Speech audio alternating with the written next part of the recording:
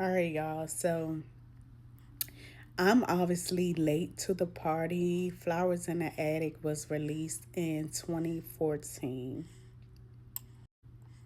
Now, I'm one to go down memory lane, so it really doesn't bother me that I'm late to the party because I obviously be in my own lane. But let's get into Flowers in the Attic.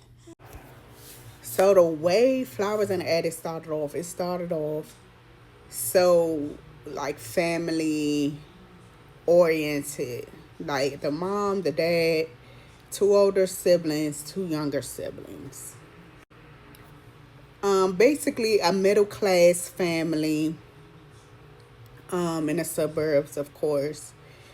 And but the father was on the road. And the mom was a stay at home wife. So yeah, it was a little. I'm like, okay, it's a little cool little beginning to, the movie. So suddenly, the father have they get news because it was like a surprise birthday that the mom and the family and the people in the neighborhood was doing for the dad.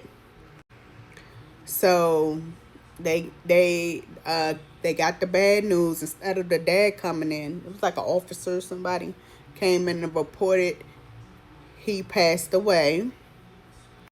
So by the dad passing away, it made the mom so like checked out. She, of course, her love just passed away, the father of her children. They're now it's a broken home. So the oldest daughter or the middle daughter, whatever, the second to the oldest, she's like, well, she's the middle because anyway, yeah, there's twins. So anyway, the younger siblings, the twins. So anyway, she's you know what I'm saying, like addressing her mom, like what's going on? This haven't been paid. What about my ballet? What about X, Y, and Z?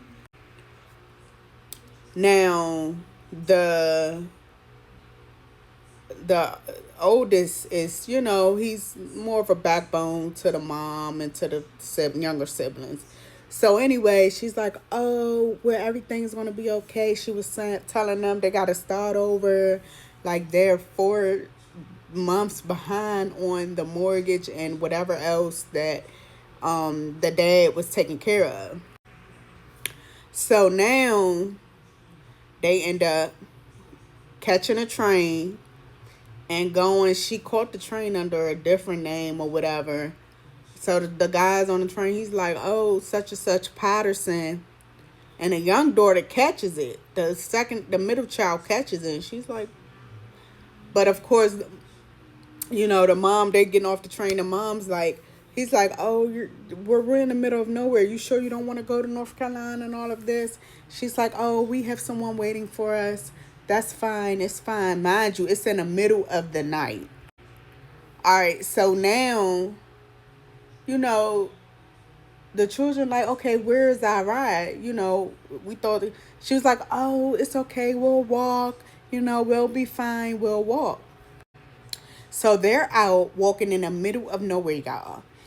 And of course, the mom know the area, whatever. So everybody is doing what they got to do. So the son is like, no, the daughter is like, do you believe what's happening? Like she's asking her brother, like, she's like, yeah, if mom says it's gonna be okay, it's gonna be okay.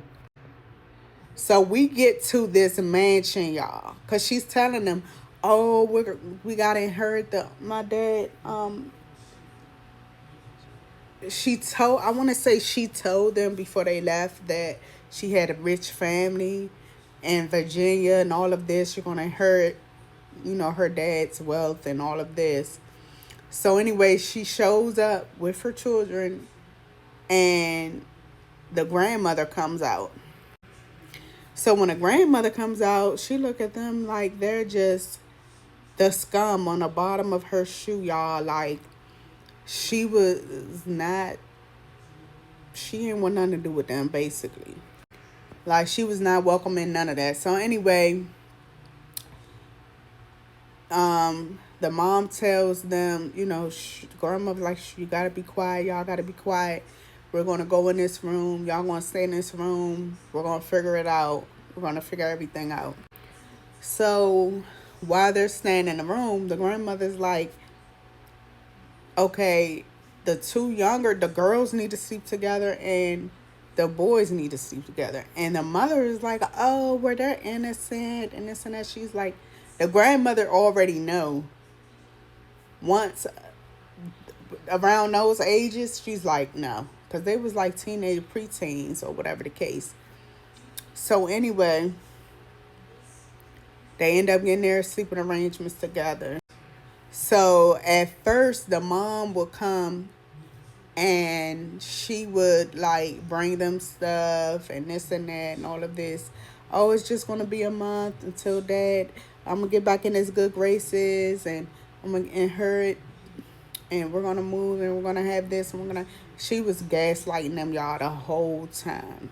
The daughter knew, but the son always was like holding out hope for her. And the twins, the siblings, they was just being like young children don't really know too much of what's going on.